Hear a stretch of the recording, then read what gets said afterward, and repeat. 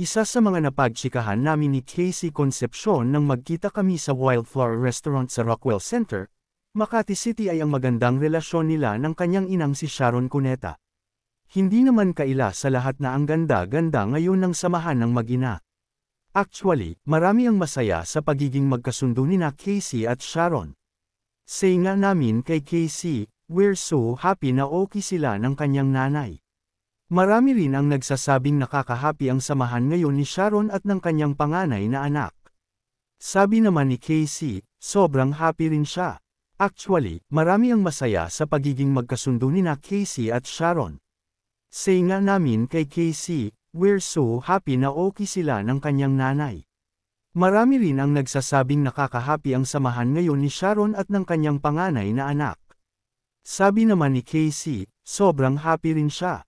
Advertisement. At natutuwa nga si Casey na kahit sa mga sosyalan, palaging suot ng kanyang nanay ang iniregalo niyang necklace rito, na may S-pendant, na siya mismo ang nag-design. Nakakatuwa Kuya Jun kapag suot ni Mommy yung necklace na gift ko, say ni Casey. Sabi naman namin kay Casey, kahit nagkakatampuhan silang mag-ina ay never kaming nagkomento dahil alam namin na kahit ano pa ang mangyari ay magkakaayos at magkakaayos sila. At syempre, nag-agree naman si Casey.